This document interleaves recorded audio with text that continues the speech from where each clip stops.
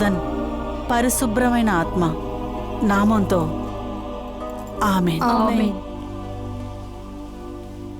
ఎందుకింత టెన్షన్గా ఉన్నా? రేఖ, నిన్నింత టెన్షన్గా చూడడం ఇదే ఫస్ట్ టైం. రూమ్కే కదా వెళ్ళాడు, వచ్చేస్తాడులే.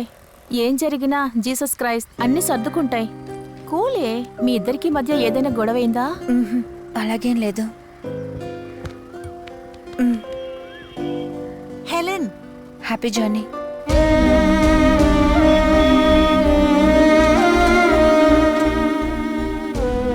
ఇక నేను వాడిని చూడలేనని అప్పుడు అనుకోలేదు. గాల్లో తన జుట్టు ఎగరడం, కంటి నీళ్లతో నించోడం నా కళ్ళ ముందు ఇంకా మెదులుతూనే ఉంది. రేఖ మరణం, సమీర్ కనపడకుండా పోవడం, ఇవి రెండు ఒకే టైంలో జరిగాయి. ఈ రెండింటికి మధ్య ఏదో ఒక లింక్ ఉంది. దానికి సంబంధించి నీకేదని తెలిసి ఉండొచ్చు, లేదా వాళ్ళేమన్నా నీకు తెలియజేయడానికి ప్రయత్నించి ఉండొచ్చు. చివరిగా మీరు మాత్రమే తనతో పాటు ఉన్నారు. బాగా ఆలోచించి చెప్పండి. మీరు చెప్పే చిన్న విషయం కూడా సమీర్ని కనిపెట్టడానికి చాలా యూస్ఫుల్గా ఉంటుంది. దయచేసి మీరు ఏడవకుండా కొంచెం డీప్గా థింక్ చేయండి. సరే అన్నా, ఏదైనా ఆధారం దొరికితే నేను తప్పకుండా ఫోన్ చేస్తాను. సరేమ్మా. చూస్తే కాంప్లికేట్ అయ్యేలా ఉంది.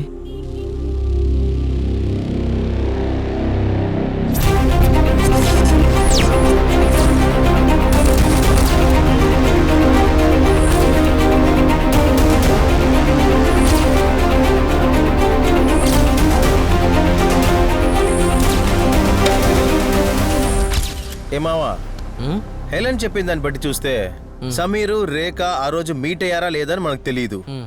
సమీర్ ఉన్న చోటున తెలిస్తే అక్కడికి వెళ్ళి విచారించవచ్చు. అది ఎక్కడో కనిపెట్టాలరా మావా. దానికి ముందు ఆ సమీర్ పనిచేసిన బిర్యానీ షాప్ని ఎతకాలి.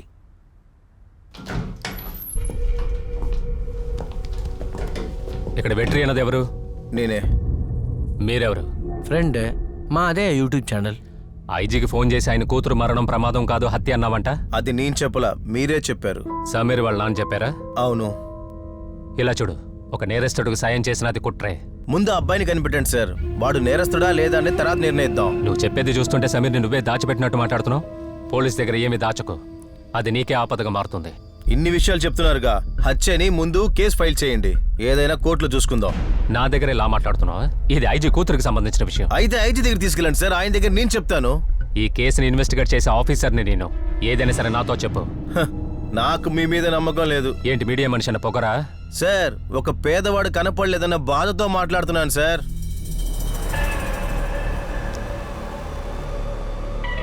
రేయ్, నాకేంటి చూస్తేనే భయం వేస్తుంది. నువ్వు ఐజీ కదా ఫోన్ చేసావు? సమీర్ ఒక బిర్యానీ కొట్లో పనిచేశాడన్న విషయం తెలుసుకోవడానికే మనకి ఇన్ని రోజులు పట్టింది. ఇంత పెద్ద సిటీలో వాడు ఏ బిర్యానీ కొట్లో పనిచేశాడన్నది కనిపెట్టడం అంత సులభం కాదు. అందుకే ఈ రూట్లో కూడా ఒక రాయి విసిరి చూశాను.